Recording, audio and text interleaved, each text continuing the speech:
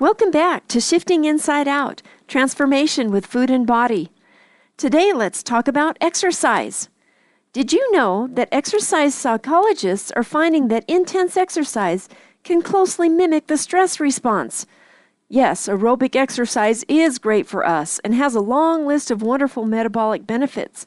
But in the wrong context, exercise can wear us down, elevating cortisol and insulin levels, generating inflammatory chemicals, and locking us into a survival metabolism in which we vigorously store fat and arrest the building of muscle.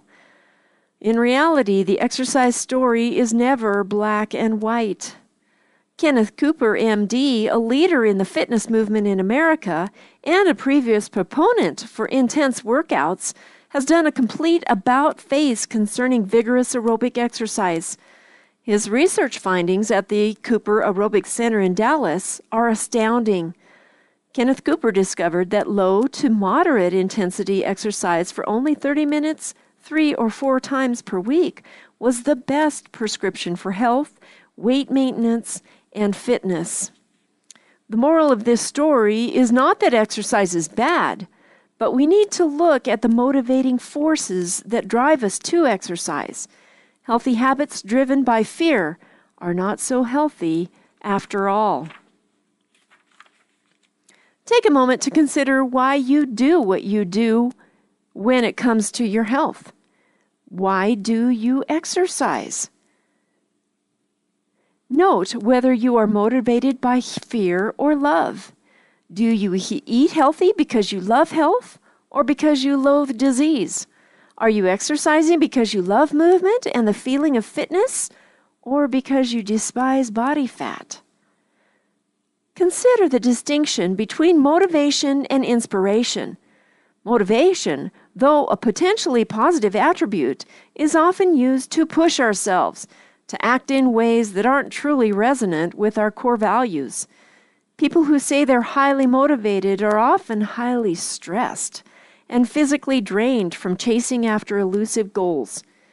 Inspiration, on the other hand, is a power that comes through us, but it seemingly comes from outside of us. It is enlivening, limitless in supply, and leaves us metabolically enriched. How does inspiration register in your body? Does it give you a different metabolism? From the place of inspiration, make a list of anything you can do this week, especially the little things that are inspirational for health. Practice them with gratitude and with a smile. Many of us approach fitness not so much out of love for exercise, but as a reprimand for having body fat or eating food.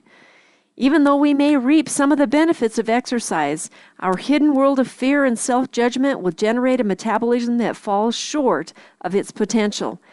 Similarly, many of us who choose not to exercise are also acting from a position of judgment and punishment.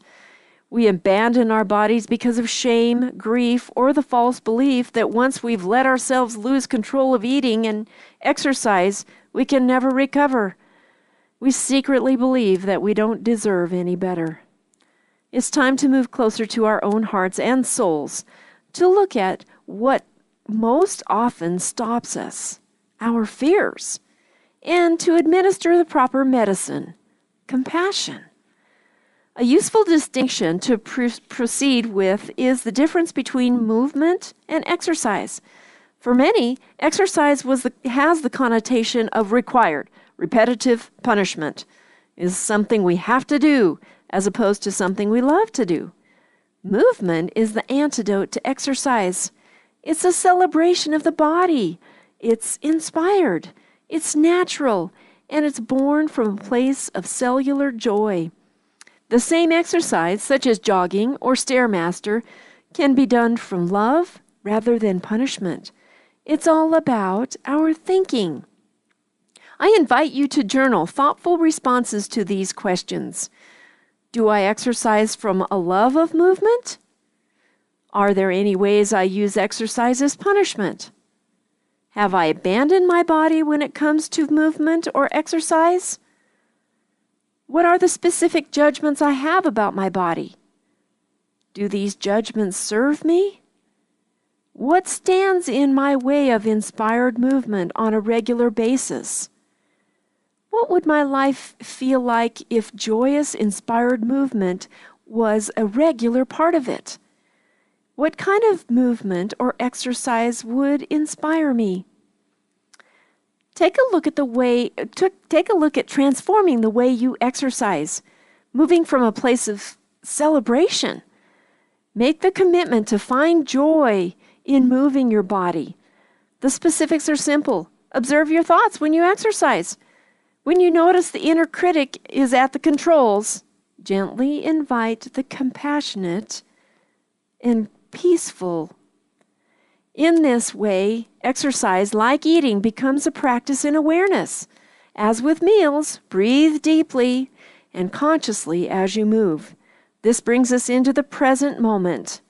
And pay attention to your body. You don't need to change the type of exercise you do. You simply need to change you, the exerciser. Monitor yourself to see if you're receiving pleasure. Many people find that once they observe and release their negative mind chatter about exercising, they have more energy, endurance, and a welcome lightness of body and being. For extra credit this week, choose a new way to move your body. Find an exercise or body discipline that is different from how you normally move. Think of this not as a replacement for your regular routine, but in addition to it. If you're accustomed to aerobics, add some light weight training. If you're the type who focuses on competitive exercise, choose a more artful form of movement, such as dance or Tai Chi. If you tend to go hard, doing heavy weights, intense aerobics, and so forth, try going soft with yoga, gentle stretching, or swimming. Trust your body this week. Set it free to move and enjoy. That's all for today with Shifting Inside Out, Transformation with Food and Body. Thank you.